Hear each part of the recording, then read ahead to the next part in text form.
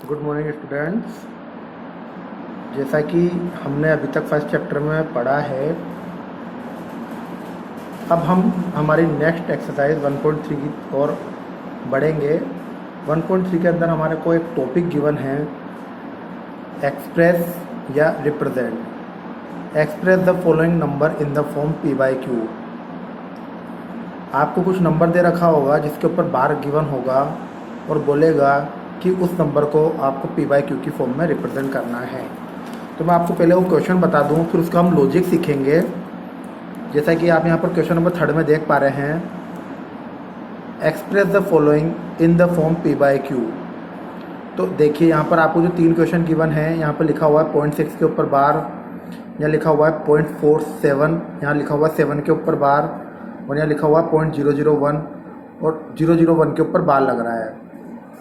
Clear है? ऐसे ही जब आप इस किताब को पढ़ोगे तो आपको एग्जाम्पल भी दिखेगा 0.235 और बार दिख रहा है आपको 35 के ऊपर। ऐसे ही आप और एग्जाम्पल देखोगे बुक के अंदर तो आपको यहाँ पर देखो क्वेश्चन दिख रहा है 0.3 और फिर उसके ऊपर बार, फिर आप देखोगे 0.27 और उसके ऊपर बार। तो आज वाला टॉपिक आपके एग्ज़ाम में 100% श्योर आता है, तो मैं उसका पहले आपको बेसिक क्लियर करूँगा, फिर आप इस बेसिक को सीखकर घर पे क्वेश्चन को सोल्व करने के लिए ट्राई करना है ना। तो आज का हमारा टॉपिक है represent the following in the form P by Q. तो देखिए, जिस भी अपन ने जितने भी क्वेश्चन देखे हैं, अगर आपको बार कितने डिजिट के ऊपर लगा हुआ दिख रहा है, जैसे इस क्वेश्चन में देखिए आपको बार कितने डिजिट पर दिख रहा है, एक सिंगल डिजिट के ऊपर बार दिख रहा है। तो आप ये बात स्टार्टिंग में ध्यान रख लो, अगर एक डिजिट के ऊपर बार दिखता है तो आपको उसको मल्टीप्लाई करना है 10 से। जैसे आप नेक्स्ट एक क्वेश्चन में देखिए आपको कितने डिजिट पर बार दिख रहा है, 2 डिजिट के ऊपर। तो जब कभी भी 2 डिजिट के ऊपर बार आएगा तो आपको मल्टीप्लाई करना है 100 से। और अगर किसी क्वेश्चन में 3 डिजिट पर बार आता है, जैसा कि 0.001 वाले क्वेश्चन में 3 डिजिट के ऊपर बार था, तो आपको उसको मल्टीप्लाई करना है 1000 से।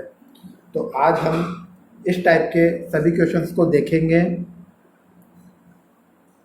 एक सेकंड मैं आता हूँ अभी।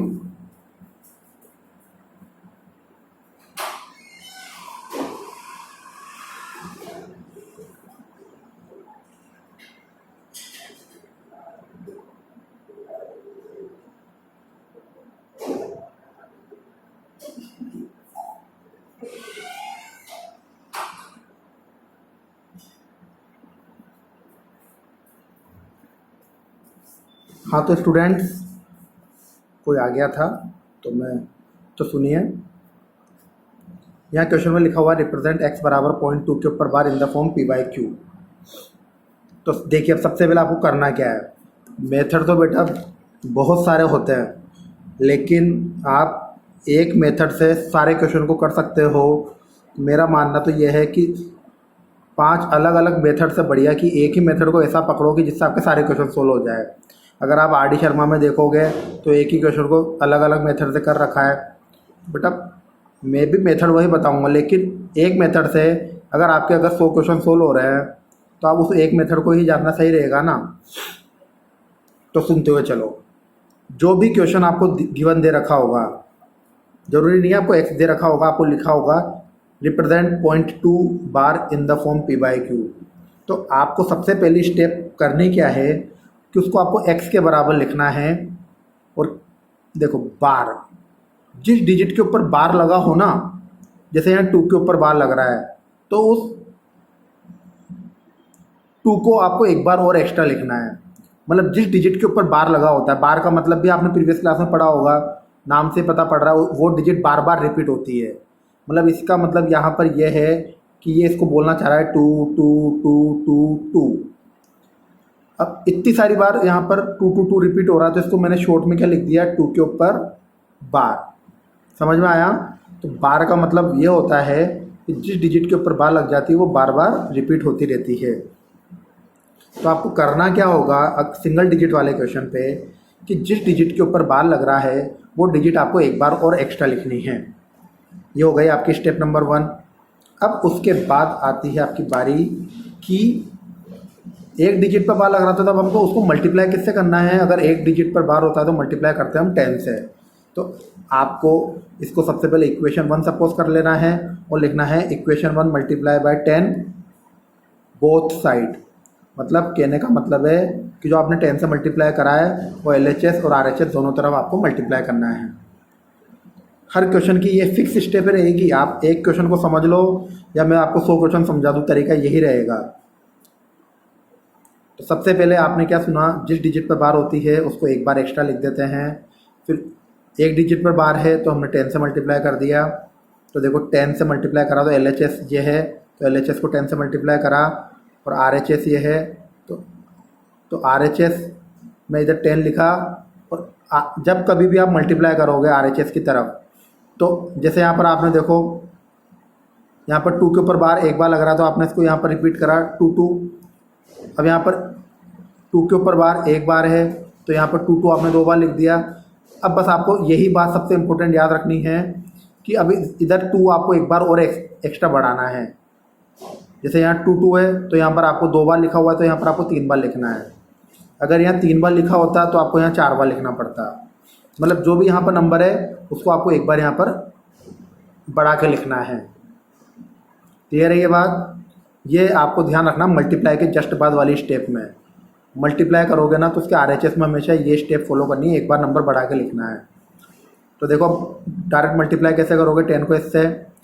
यहाँ देखा कि कितने जीरो है, 1 0, तो इस पॉइंट को एक डिजिट पीछे सरका दो बस।